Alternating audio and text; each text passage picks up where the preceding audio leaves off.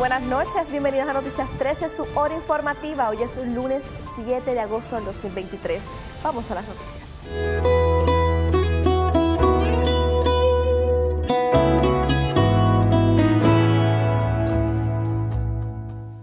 La Jornada Mundial de la Juventud en Lisboa, Portugal, rompió todas las expectativas que se tenían a nivel micro y macro de los eventos. Pasamos con José Ángel Cordero y Joshua Torres para que nos cuenten más sobre la JMJ que finalizó ayer. Gracias, Pamela Hernández, allá en los estudios de Noticias 13. Nosotros continuamos todavía en Lisboa, Portugal, en la Jornada Mundial de la Juventud que finalmente durante el día de ayer finalizó, pero todavía continúa muchas personas participando de Lisboa. Los peregrinos comenzarán a partir a sus distintos países. La cobertura estuvo marcada desde nuestra llegada el pasado 29 de julio. Acompañó en las transmisiones el colega Joshua Torres. Gracias, Joshua.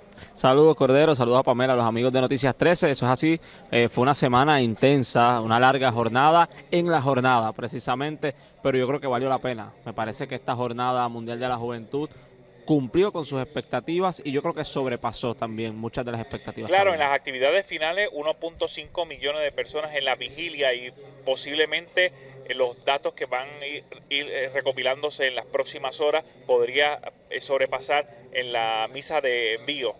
Sí, totalmente. O sea, se hablaba antes de la semana de la jornada que probablemente iba a haber 1.200.000 personas y estamos hablando de 1.5, es decir, 300.000 personas más. 300.000 personas más es un montón, o sea, estamos hablando que sobrepasó probablemente las expectativas. Cuando se hablaba de que esta jornada no iba a ser tan concurrida, se entendía que la de Panamá iba a ser dentro de las últimas, ¿verdad?, la más concurrida. Lisboa probablemente iba a venir mucho menos gente y luego, pues obviamente hay que tener en cuenta toda la realidad que ha sucedido en la preparación de este evento. Se atrasó un año, la pandemia, los jóvenes no pudieron prepararse en sus parroquias, no sabían cuándo se iba a poder viajar, no se podían hacer actividades, un sinnúmero de situaciones que se entendía entonces que no iba a venir tanta gente y fue todo lo contrario. Haciendo un repaso de lo que aconteció durante esta semana, precisamente en la semana anterior, entre el sábado, domingo y lunes, estábamos nosotros haciendo un recorrido por distintas áreas, incluyendo el Campo de Gracia, la Colina de Encuentro, el Parque Cristonautas, y lo que se observaba precisamente eran los ajustes finales, y lo decíamos de esa manera, que eran los detallitos finales de esta Jornada Mundial de la Juventud. Haciendo un recuento de ese recorrido que hicimos, ¿qué te parecía los ajustes? ¿Si estaban todavía a tiempo o sencillamente eran los últimos detalles para que todo quedara bien? Bueno, pudimos llegar unos días antes, tuvimos la bendición de llegar unos días antes para poder ver cómo era la preparación, ciertamente, y en eso tuvimos la oportunidad de ver ensayos, de ver todavía montajes que se estaban haciendo.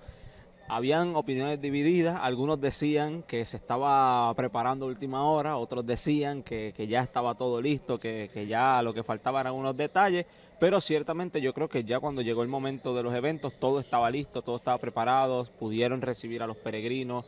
Entiendo que no hubo mayores complicaciones en cuestión de, por ejemplo, el montaje de sonido, de tarima, de las zonas estaban identificadas. Yo creo que se logró sí, y obviamente este espacio de Lisboa es mucho más incómodo para hacer una jornada que lo que vimos, por ejemplo, en Panamá. Sí. Yo hablo de Panamá porque es la otra que he estado, tú has tenido la oportunidad de estar en otras más, pero, por ejemplo, Panamá, las actividades se hacían en la costa, de manera que tú vaciabas la ciudad y la llevabas a la costa completa y luego empezabas a llenar otra vez desde abajo hacia arriba.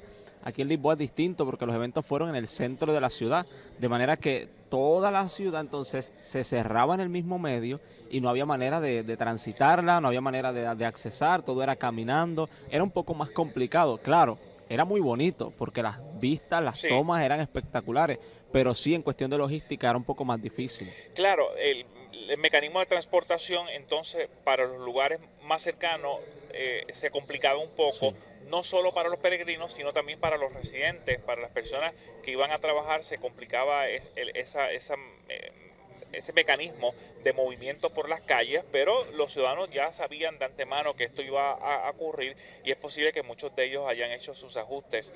Lo que sí es que vimos muchas personas caminando por las calles, pero las calles son también muy amplias, así que no hay tampoco una acumulación de personas que afectan más allá del cierre de las calles que la policía lo hizo y que por los medios nacionales aquí en Lisboa y todas las ciudades cercanas a esta capital en Portugal, pues de alguna manera tenían los datos de qué calles estaban cerradas, cuál era el mecanismo de transportación, el uso de trenes, el uso de las guaguas públicas, los vehículos también de transportación masiva que se utilizan aquí en la ciudad y por supuesto pues muchas personas decidieron incluso acoger a miles de peregrinos en sus casas para también ser parte de ese proceso. Claro, y hay que tener en cuenta que los peregrinos que vienen a la jornada vienen preparados mentalmente de que hay que caminar mucho. Claro, quizás no se esperaban, como nos pasó a nosotros, de que Lisboa es todo sube y baja. Sí, hay muchas sí, montañas, sí. muchas colinas, y entonces ahí es donde se hace la diferencia. No es tanto caminar, es la cuestión, ¿verdad? La topografía del país, pues es un poquito complicada.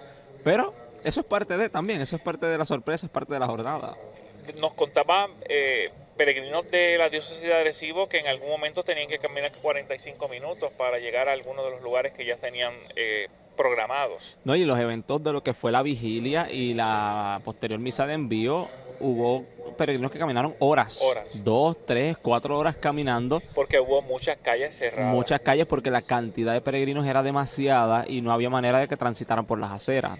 No había Otro forma. dato sobre la vigilia y la misa de envío es que nosotros fuimos al Campo de Gracia y lo encontramos bien grande, un lugar bien grande, pero con las imágenes del satélite veíamos también que se había agarrado toda una parte posterior al puente entre la zona y otra área también que habilitaron y entonces por eso es que se llega a esa cantidad de números, porque la cantidad de personas que llenó el parque que se estableció junto al otro terreno que tenían posterior al cruzar el río, pues entonces veíamos una cantidad grande de personas. Parecía algo imposible. Sí. El día que nosotros fuimos, que vimos el campo, yo sinceramente tengo que decir, yo dije, no hay manera de llenar esto. O sea, se llenará, habrá mucha gente, sí. Yo dije, yo supongo que ellos acomodaron más pantallas y bocinas por si acaso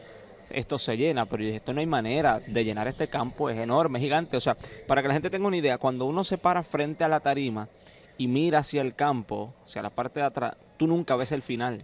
Nunca llegas a ver el final del campo donde estaba ubicado. O sea, imagínense cuánta distancia había. Incluso el día que estuvimos en la vigilia, una amiga periodista me escribió, ella estaba en la parte después del río, y el GPS le marcaba que tenía que caminar 45, 43 minutos hasta donde yo estaba. O sea que ella cruzó el campo caminando más de 40 minutos para poder alcanzarnos a nosotros que estábamos en otra zona. O sea que imagínense lo enorme que era y obviamente cuando vimos las imágenes era impresionante y saber que eso estaba lleno era, imagínense. Claro, impensable. también hay que decir que las autoridades locales hicieron un excelente trabajo porque este lugar no estaba preparado para recibir a tantas personas y lo ajustaron y crearon el espacio para poder reunir a muchas personas. Y me llama también la atención que nosotros no vimos tantas personas en las calles los días normales, porque es que estaban regados por toda la ciudad en distintas zonas para participar de las catequesis, participar de los encuentros. Los días en la diócesis. Sí, entonces yo no veía tanta gente en la calle como pasó en Panamá, que sí vimos muchos grupos. Sí. Y en esta ocasión pues no nos encontrábamos con muchas personas en el día normal. No, los días previos que estuvimos, incluso ya el día antes de iniciar los eventos, las calles estaban vacías. Tú no veías casi peregrinos caminando, pero claro, dos factores. Primero, que estaban celebrando los días en las diócesis. Sí. Y los días en las diócesis aquí eran diócesis muy distantes. No es como Puerto Rico, que en 2 horas tú cruzas 3, 4 diócesis. Aquí hay que darle un buen rato. Entonces están en diócesis distantes de Lisboa. Y segundo, que muchos peregrinos aprovecharon para peregrinar en otros lugares cercanos a Portugal, previo a la jornada. Estamos hablando, por ejemplo, algunos fueron a Fátima antes de que el Papa fuera, otros estuvieron en España, Francia, en Roma, hubo peregrinos de Puerto Rico que estuvieron también. O sea que ellos prepararon su peregrinación previa a la jornada y luego ya inmediatamente empezó ese martes la jornada, ya entonces se movilizaron hasta acá. A mí me causó también mucha alegría porque en el área del Campo de la Alegría, en el Parque de la Alegría, ¿qué se llamaba? La Ciudad de la Alegría. La Ciudad de la Alegría. Yo confundo los parques con los campos porque son como nombres que cambian por la zona. En la Ciudad de la Alegría estaba el Parque del Perdón, aquí se iba el Parque del Perdón. Y veíamos la cantidad gigantesca de confesionarios que fueron construidos por presos de varias instituciones carcelarias de Portugal y eran abiertos, eran un espacio de que se encontraba el sacerdote frente al peregrino que iba a confesarse. Sí, habían como dos opciones, pudiéramos decir, en el confesionario. Sí eran bastante abiertos, de manera que tú te podías sentar frente al sacerdote y se podían ver cara a cara, o también había la opción de que el sacerdote no te viera si preferías que no lo hicieran así. Sin embargo, es muy curioso que la mayoría de los jóvenes prefieren ese contacto directo. En la antigüedad, cuando uno se confesaba, siempre había como la rejilla, donde tú te arrodillabas por ese lado, el sacerdote no te veía, simplemente te escuchaba y tú te ibas. Eso con el tiempo como que ha ido cambiando y la gente, yo que trabajo en parroquia lo sé, la gente ya como que no prefiere eso, la gente prefiere el sentarse de frente, el tú a tú, el poder hablar, el poder mirarse, y eso lo vimos aquí, los jóvenes preferían ese método antes que cualquier otro. Es muy interesante. Fueron cientos de jóvenes que diariamente se confesaron, o sea, fueron en total en toda la semana fueron miles y miles de jóvenes confesándose. La cifra oficial era entre 50 a 70 mil personas diarias. Wow, imagínense. Diariamente, estamos hablando de muchas personas. El Papa Francisco también confesó a 3 personas, 2 que hablaban español y 1 que hablaba italiano. Y fue de tú a tú, de frente a frente. Sí, es muy interesante. Yo creo que la oportunidad de confesarse con el Papa tiene que ser increíble, sabiendo que es un hombre que predica tanto la misericordia. Yo creo que debe haber sido eso mismo, una experiencia de misericordia. Yo creo que es algo que a esos jóvenes nunca se les va a olvidar, jamás. Otra de las cosas que destaco fue el almuerzo que tuvo con 10 jóvenes y cómo 2 de ellos que nosotros los entrevistamos aquí en el Centro Internacional de Prensa nos planteaban que quedaron totalmente impresionados con el Papa Francisco, porque una cosa es verlo en televisión, una cosa es escucharlo en radio, leerlo en el internet o en un periódico, a verlo en persona. Y comer con él. Y ver la humildad que Pero tiene. es algo a lo que el Papa está acostumbrado diariamente. Recordemos que el Papa en la residencia donde él está, primero que el Papa se suponía que viviera en otro sitio, aparte, y él dijo que no, que solo él no iba a vivir porque se volvía loco. Él dijo, yo quiero estar con la gente. Y donde él vive, él baja a comer con los empleados del lugar diariamente, desayuna y almuerza casi siempre rodeado de los empleados. Está en el Vaticano. Y yo he conocido sacerdotes que han estado en esa casa que me lo dicen, me dicen, estamos en el comedor, y aparece el Papa, él se sienta en su sitio, entre la gente, donde hay un espacio, come y se va a hacer sus trabajos del día, como cualquier otro empleado del Vaticano. O sea, no es un rey, no está aparte, sencillamente vive la vida cotidiana. Entre el pueblo, como él bien lo dice, pastor con olor a oveja, porque imagínate un hombre que predique que seamos pastores con olor a oveja, pero no, él quiere tener su mesa aparte, él no se puede mezclar con la gente. ¿De qué estamos hablando? Sería contradictorio el mensaje, y eso, eso no va. Ha mantenido una línea firme. Entre las cosas que ocurrieron en nuestra cobertura fue que en 2 ocasiones visitamos la Ciudad de la Alegría, y en esta había muchas congregaciones dando información a las personas que le interesaban. Ese encuentro de un peregrino, ver que hay muchas opciones dentro de la propia iglesia, en el caso tuyo que estás en una, me imagino que también abre la posibilidad uno para cuando se encuentra un amigo o una amiga que está interesado en saber un poco más, uno decir, mira, yo creo que puedes ir por aquí, busca información por allá. Los jóvenes siempre se interesan por la vocación porque es como un mundo extraño, un misterio, pero cuando lo empiezan a conocer se dan cuenta que es algo que el Señor puede llamar a quien sea. Entonces a veces piensan como que no, a mí no me puede llamar porque es que yo soy así, así, así. No, pero cuando tú empiezas a conocer las congregaciones, te das cuenta que el Señor puede llamar a quien quiera, en la manera en que quiera. Y eso no lo digo yo, lo dijo el Papa Sí, esta pasada sí, semana en sí. la jornada. El Señor te llama por tu nombre tal cual eres, punto. Entonces, esta dinámica de que los jóvenes puedan tener esa interacción con religiosos y con religiosas, yo creo que también humaniza un poco la vocación. Porque vemos la vocación como algo tan sobrenatural como que yo no puedo alcanzar eso, pero cuando tienes el tú a tú con el religioso que le pregunta ¿y cómo te fue? ¿Y cómo tú lo descubriste? ¿Qué sentías? Pues eso humaniza un poco más la vocación y al joven muy probable le dará como que la inquietud y dirá, yo tendré alguna vocación de este tipo, buscaré. Entonces empiezan en esa búsqueda y siempre las jornadas mundiales de la juventud dan frutos vocacionales, siempre. En el caso de la visita que hace el Papa Francisco al santuario de Fátima, ¿qué me puedes comentar? La visita a Fátima fue muy especial, muy particular. Primero, tener en cuenta que no habían peregrinos como tal allí. Sí. Habían algunos, ¿verdad? Siempre hay, pero la mayoría eran otro tipo de público, eran residentes de la zona. Estuvo compartiendo también con jóvenes con discapacidades, con impedimentos. Fue una dinámica un tanto distinta, fue un momento de recogimiento y de oración. Hay que recordar que quien funda la Jornada Mundial de la Juventud es Juan Pablo II. Y la historia del Papa Juan Pablo II con la Virgen de Fátima es muy cercana. Sí, sí. Entonces, al punto de que la bala que impactó al Papa se encuentra en una de las coronas que se utilizan para la Virgen, ¿no? Y entonces se relaciona mucho la historia de vida de Juan Pablo con la Virgen de Fátima. Entonces, esa conexión entre el fundador de la jornada y que ahora otro Papa vaya hasta Fátima, pues es algo muy especial también y muy esperanzador. Porque la Virgen María, como bien el Papa nos decía, siempre nos señala a Jesús. Y el hecho de que Él esté en oración allí no es que quiera resaltar la figura de María, es que María quiere resaltar la figura de su Hijo, que es distinto. Y cuando lo empezamos a comprender de esa manera, entenderemos entonces ese misterio y empezaremos a tener una relación un poco más maternal, como nos invitaba el Papa, con la Virgen. Porque a veces a los católicos nos han acusado tanto con este tema de la Virgen, que al final no es que nosotros cambiemos a Dios por la Virgen, es todo lo contrario, es que ella nos señala a Dios. Y ella, que es la primera discípula, que es la primera cristiana, ¿quién nos va a enseñar a ser cristianos? Pues ella, ciertamente, porque nos conduce en ese camino.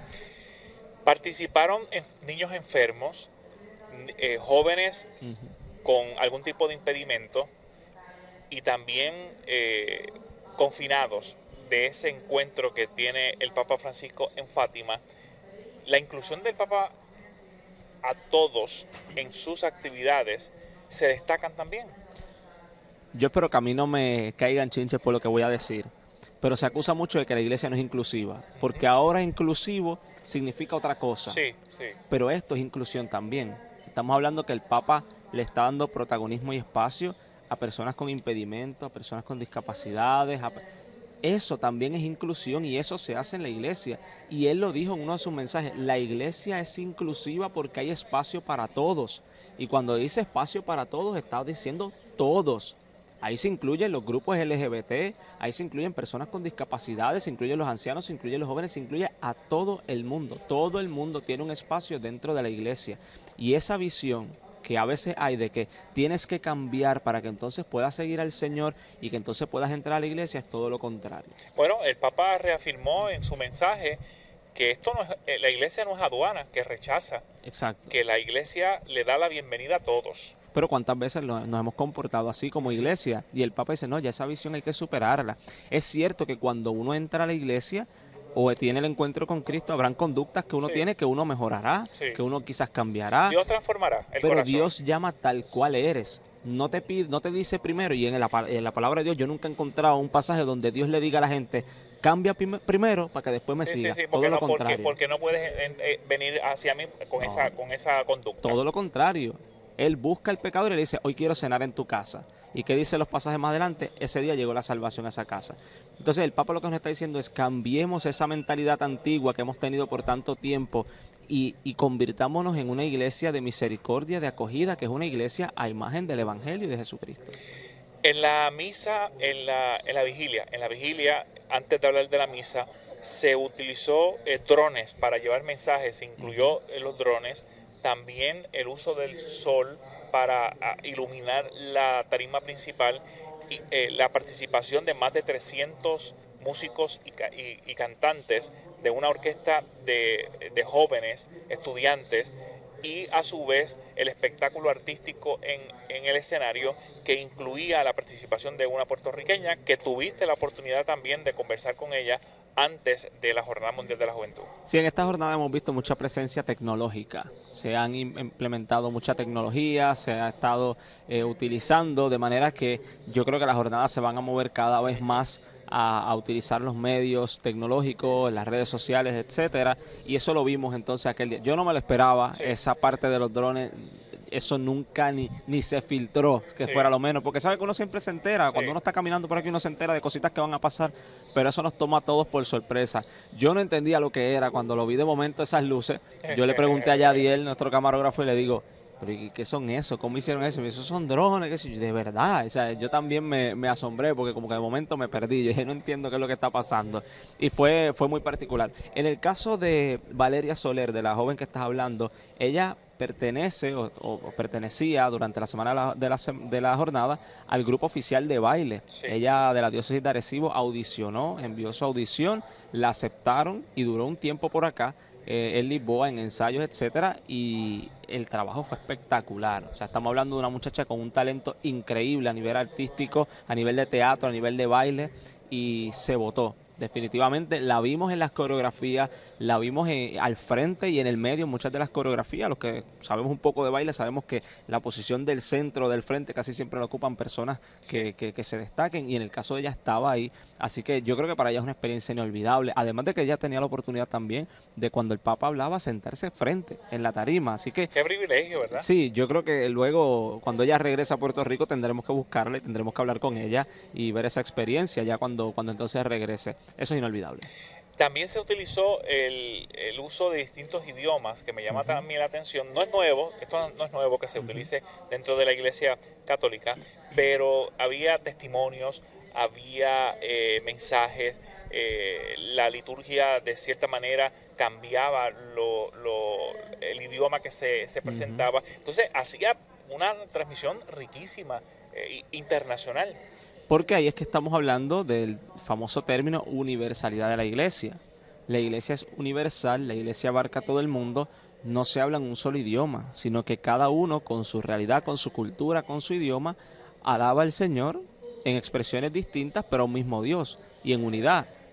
Y tú muy bien lo viste, todos estábamos allí en idiomas distintos, en alabanza, en oración, en unidad. Aunque yo no entendiera que está en lo mío, yo sé que estamos orando al mismo Dios y que estamos haciendo lo mismo, ¿no? Y eso es parte también de ese dinamismo de la Jornada Mundial de la Juventud, porque es mundial. Tenemos representación de todo el mundo, incluso hubo representación de cada país en esta jornada. No hubo un país que no se quedara sin representación. De manera que esa visión de universalidad de la iglesia, yo creo que cuando miramos la jornada lo podemos entender. Y la llegada de los símbolos también me impresionó. También, la llegada de los símbolos en un barquito, en un barco. Sí. Eso fue muy bonito. Yo tampoco lo esperaba, no sabíamos que eso iba a suceder. De momento estábamos allí en el campo y dijeron, aquí vienen los símbolos y después los traerán por el medio, como siempre. Pues no, venían en un barco espectacular, porque el campo donde fue, el campo de Gracia, era tipo colina. Entonces quedaba como inclinado hacia el lado del río y entonces se podía ver el barco desde cualquier sitio que te estuviera. Fue espectacular, muy bonito. Claro, las imágenes vía satélite eran impresionantes. Porque eran tomas aéreas y combinaban el uso de la tecnología para hacerlo.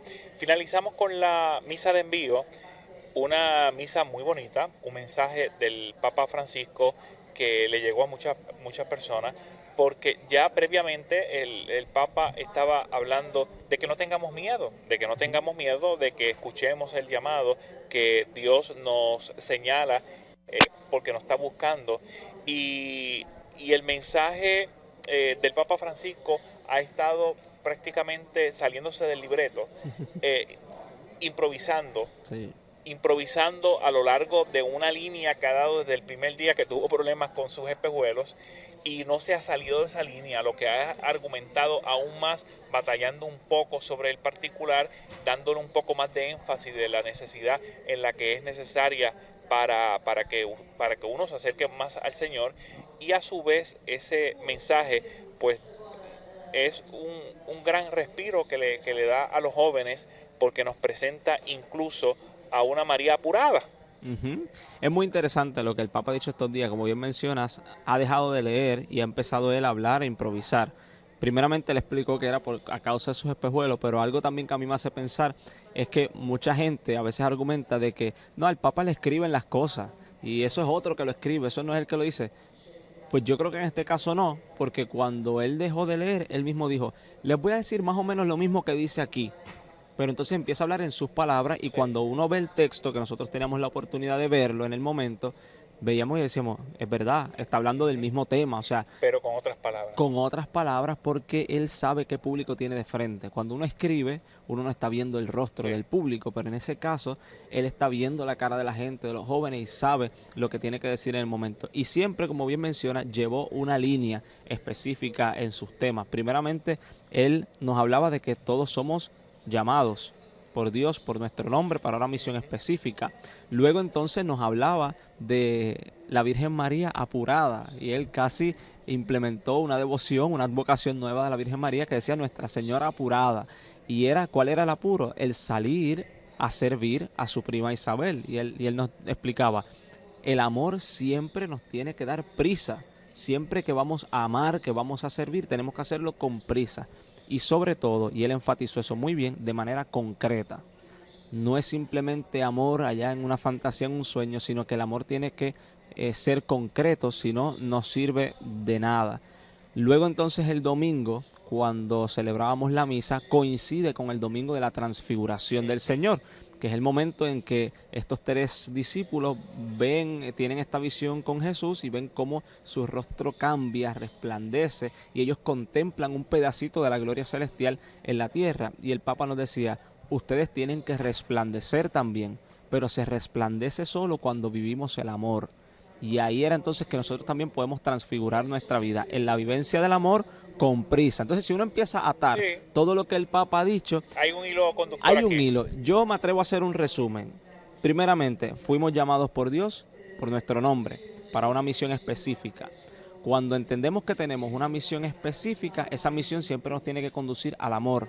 Si esa misión conlleva al amor, es una misión que viene de Dios. Y una vez hemos descubierto eso, salir deprisa. No empezar a dudarlo, no empezar a darle larga, no que yo estoy muy viejo, no que yo soy muy joven, no que yo no empezar a poner excusas. Excusas, Y no sí. poner las excusas, sino salir con prisa como lo hizo María. Finalmente, ya conocemos cuál va a ser la ciudad próxima para acoger la Jornada Mundial de la Juventud y será en 4 años y Seúl será la ciudad en Sur Corea que acogerá la jornada. Eso es así. El Papa anunció que será Seúl en el 2027.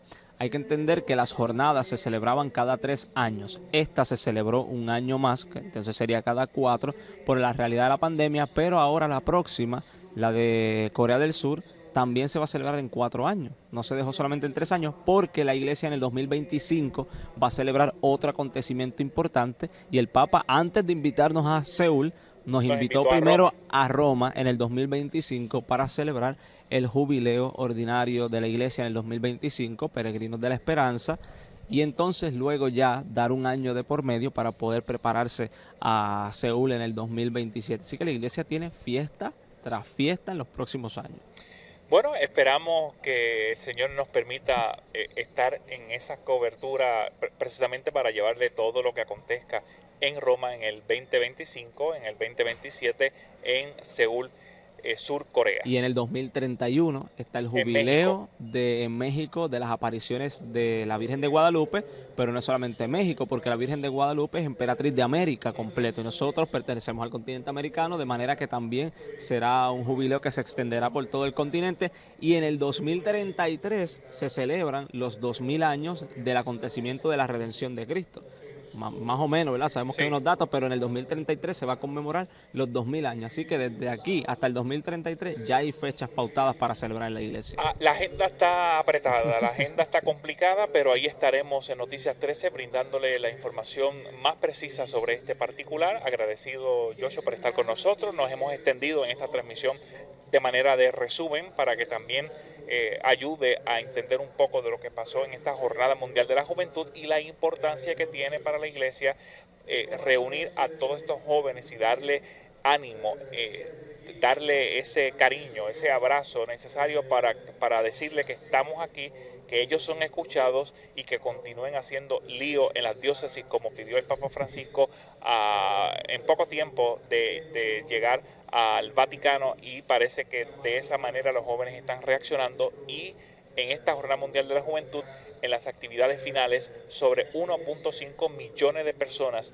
estuvieron participando, la gran mayoría de ellos peregrinos a nivel internacional. De prácticamente el 100% de los países envió, aunque sea una persona en representación como peregrino o como voluntario. Agradecido, Joshua, esperamos estar contigo en las próximas coberturas. Yo espero que sí, por lo menos las próximas hasta el 2033. Bueno, ya el Señor dirá precisamente sobre este particular. Por supuesto, transmitiendo desde Lisboa, Portugal, Yadiel Pérez, Irán Delgado Vélez, Joshua Torres y José Ángel Cordero para Noticias 13, el único noticiario en Puerto Rico que ha tenido toda la información de la Iglesia Católica en la Jornada Mundial de la Juventud. Entrego contigo, Pamela, y nos vemos muy pronto esta semana. Hasta la próxima. Gracias por seguir en sintonía con Noticias 13, y por primera vez en una Jornada Mundial de la Juventud, cientos de influencers digitales se unieron para presentar un espectáculo y el mismo estuvo de altura. El escenario fue el Parque Cristonautas. Vamos con Cordero, quien estuvo en el cierre del concierto. Amigos, como parte de las actividades de la Jornada Mundial de la Juventud en el Parque Cristonautas, se llevó a cabo un festival junto a los youtubers más conocidos en las redes sociales relacionado a llevar el evangelio a través de las redes sociales. Nos acompaña Padre Borre, que se conoce por las redes sociales y que lleva el mensaje evangelizador. Cuéntanos un poco sobre esta actividad del día de hoy. Claro que sí, hoy fue el primer encuentro internacional de todos los que evangelizamos en esta misión digital. La verdad es que ya desde hace unos años la iglesia ha estado respondiendo a esta necesidad, acercarnos a los alejados a través de las redes sociales donde ya la gente vive, y es ahí donde debemos de llevar el evangelio, porque Jesús nos dijo, vayan por todo el mundo y prediquen el evangelio. Hoy fue una fiesta tremenda, ayer tuvimos una Eucaristía, así que estamos contentos, felices, porque se dieron cita más de 600 evangelizadores digitales de todo el mundo. Cuando hablamos de los influencers digitales, ¿nos referimos a qué? Nos referimos a aquellos que crean contenido para evangelizar. Este término de influencer católico se refiere a todos aquellos que están presentes en las redes sociales. Unos los llaman misioneros digitales, otros evangelizadores, pero lo que nos representa es compartir el mensaje de Dios a través de nuestra vida, a través de un TikTok, de un podcast o de cualquier tipo de medio a través del medio digital. Estamos hablando entonces que utilizan las plataformas de YouTube, de Facebook, de Twitter, de Instagram y otras plataformas para evangelizar. Queremos aprovechar todas las plataformas digitales, todas. Si aquí estuviera Jesús, si aquí estuviera San Pablo, seguramente estuviera ahí en TikTok, en YouTube, en Facebook, en Instagram. Y si surgen más, pues también ahí, porque queremos y tenemos un celo apostólico por llegar a los alejados, samaritanear, como dice el Papa Francisco, con aquellos alejados. Y esto nos permite, estas herramientas nos permite llegar a los más alejados. En el Parque Cristonautas observamos que había muchas personas participando de esta actividad que inició en horas de la noche, y prácticamente las personas no querían irse, porque estamos hablando que también se presenta de manera artística, llevando el evangelio a través de la música. Claro, o sea, aquí vinieron más de 500 evangelizadores, pero la plaza, las calles, está todo colapsado. Hay miles de personas aquí porque les gusta, porque sienten a Dios en los contenidos que comparten. Cada like que le dan a cada publicación es un amén a la conciencia de la presencia de Dios, que le acaba de dar un mensaje. Así que toda esta gente es confirmación de que en las redes sociales se puede evangelizar, se puede convocar y se puede llevar a Dios. Estamos a tiempo para evangelizar. Estamos comenzando, así que tenemos mucho tiempo hasta que el Señor nos llame, así que hay muchas redes. Es una tierra y un reino muy grande al cual llegarle, porque hay muchos corazones que aún no han escuchado ni han visto al Señor. Los felicito por esta actividad, porque de verdad cuando el hermano Joshua me habló, yo pensé que no iban a venir tantas personas, pero llegar aquí fue muy difícil y toda la plaza está llena, así que verdaderamente estoy emocionado por lo que se vivió aquí. Yo no me la creo, no lo soñábamos así, también teníamos pocas expectativas, pero el Señor hoy nos demostró lo importante que es la evangelización digital, con el apoyo de Cristonautas, con el apoyo del Dicasterio de Comunicaciones del Vaticano. Estamos haciendo lío, estamos llegando a mucha gente y hoy es testigo de esta locura que el Señor ha hecho a través del Espíritu Santo. Gracias. Amigos, regresamos por supuesto allá al estudio, aunque hay mucha música porque continúa en las últimas horas de aquí del Parque Cristonauta. Hasta la próxima.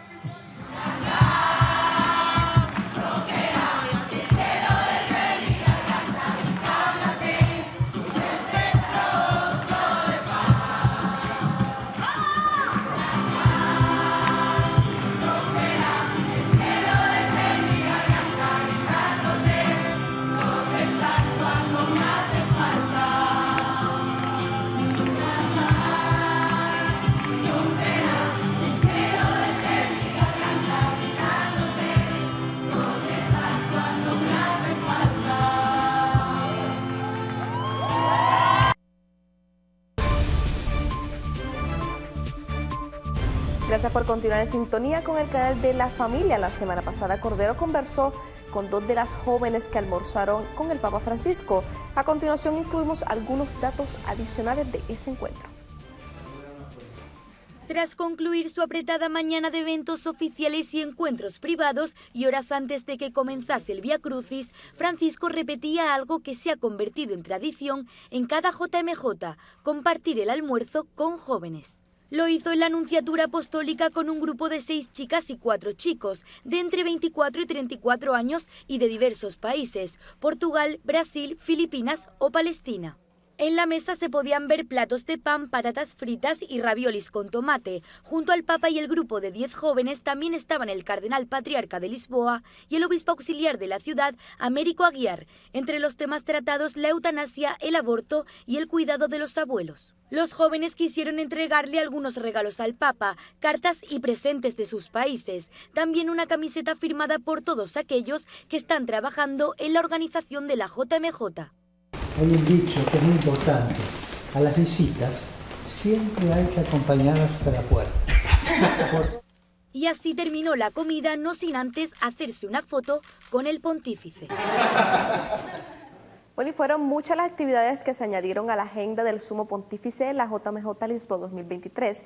Recordemos el encuentro interreligioso de manera privada del pasado viernes. Otro de los encuentros privados que mantuvo Francisco en Lisboa fue sobre el ecumenismo y el diálogo interreligioso. Lo hizo con una delegación del Centro Internacional de Diálogo. Durante la reunión, el Papa subrayó la importancia de la fraternidad y advirtió contra el proselitismo. También expresó su agradecimiento por el encuentro. Me gusta cuando nos encontramos así. El cardenal Miguel Ángel Ayuso, prefecto del Dicasterio para el Diálogo Interreligioso, acompañó al grupo y explicó la necesidad de encuentros como este.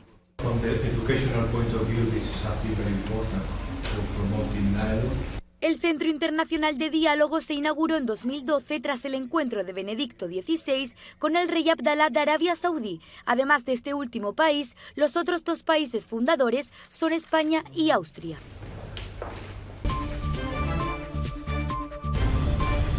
De vuelta a Noticias 13, el único medio en Puerto Rico que le ha informado sobre la JMJ en Lisboa. ¿Qué tal si recordamos la visita que hizo el Papa Francisco a Fátima el sábado 5 de agosto, donde reflexionó sobre una iglesia accesible para todos? El ambiente en Fátima era distinto. Se respiraba alegría por la llegada del Papa, pero se lloraba de emoción en silencio. De camino al lugar de las apariciones, a Francisco le regalaron flores. Y también hubo momentos entrañables como este diálogo con un niño. Francisco se acercó en silla de ruedas a los pies de la Virgen y ahí rezó en silencio durante unos minutos. Durante ese tiempo toda la explanada enmudeció. Luego todos rezaron el rosario. Hubo momentos conmovedores porque hubo misterios dirigidos por personas con alguna discapacidad.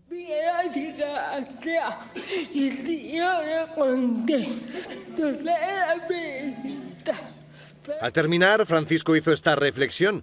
Dijo que la estructura de la Capilla de las Apariciones es un reflejo de lo que tiene que ser la Iglesia. Un lugar sin puertas, al abierto, donde todos pueden entrar y ser acogidos. La Iglesia no tiene puertas. para que todos puedan entrar.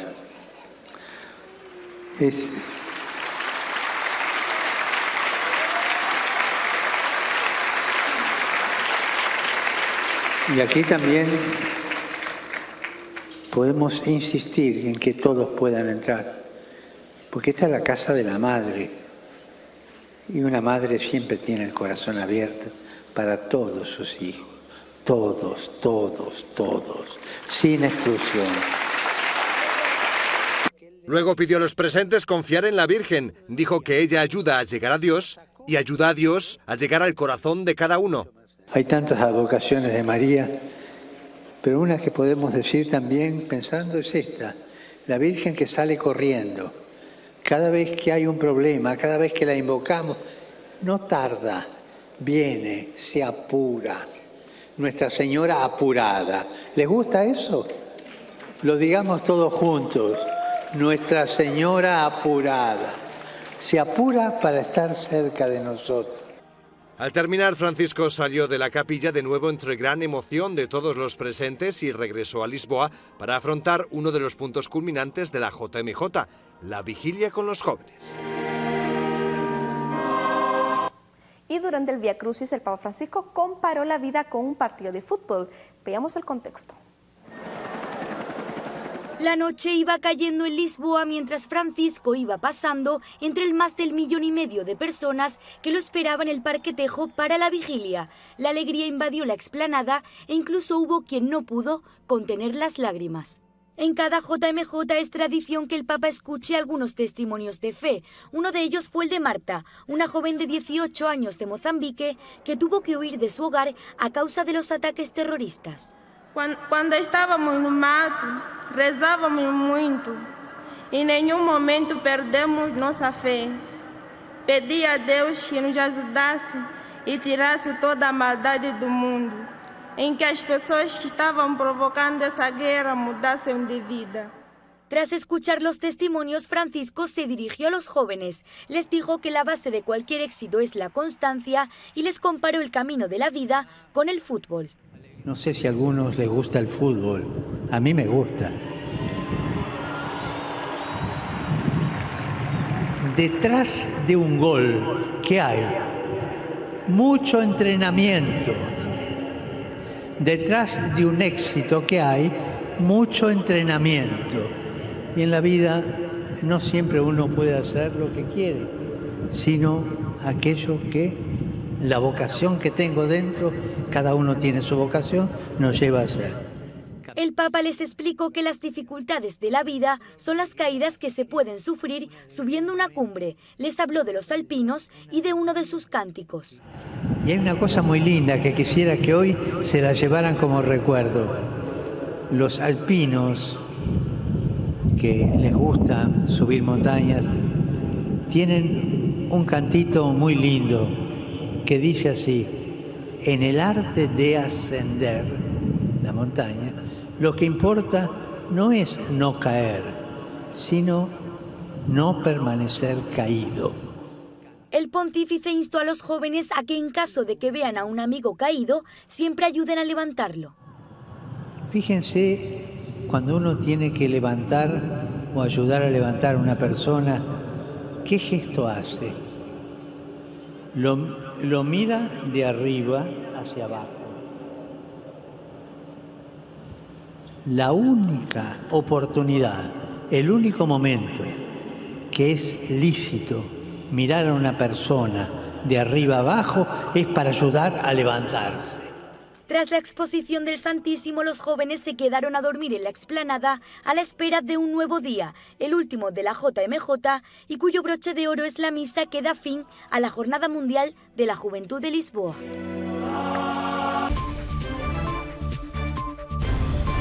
De regreso a Noticias 13, gracias por su sintonía. El viernes fue uno de los días más bonitos de la JMJ, y es que durante el Vía Crucis el Papa Francisco reflexionó sobre las inquietudes mundiales en su discurso frente a 1.5 millones de peregrinos.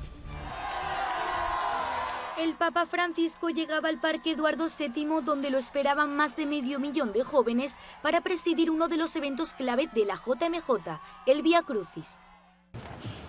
Queridos hermanas y hermanos, Buenas tardes.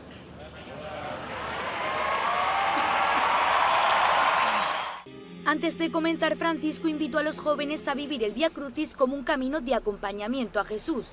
El pontífice abrió un espacio de oración para reflexionar sobre las preocupaciones de la vida. Yo les hago una pregunta ahora, pero no la contesten en voz alta, cada uno se la contesta a mí mismo. ¿Yo lloro de vez en cuando? ¿Hay cosas en la vida que me hacen llorar? Todos en la vida hemos llorado y lloramos todavía. Y ahí está Jesús con nosotros. Él llora con nosotros, porque nos acompaña en la oscuridad que nos lleva al llanto. Hoy vamos a hacer el camino con Él, el camino de su sufrimiento, el camino de nuestras ansiedades, el camino de nuestras soledades. Durante el Vía Crucis, en cada una de las estaciones, se reflexionó sobre las inquietudes y problemas del mundo de hoy. Este es un ejemplo de ello. El mundo en el que vivimos quizá no sea muy distinto. Guerras, bombardeos, tiroteos masivos, pero también violencia en los matrimonios y en las relaciones, maltrato infantil, acoso escolar, abusos de poder, familias, en las que se lanzan palabras que son peores que las piedras. Las meditaciones estuvieron acompañadas de música y representaciones teatrales mientras se trasladaba la cruz por el escenario. Algunas de ellas aparecieron con videomensajes con los testimonios personales de algunos jóvenes. El Vía Crucis terminó al son de una canción mientras los 50 bailarines de 22 nacionalidades distintas se acercaban al Papa Francisco. Alguno no pudo contener la emoción. Hasta aquí Noticias 13, los esperamos mañana con más información del acontecer noticioso en Puerto Rico y por supuesto en todo el mundo. Hasta mañana.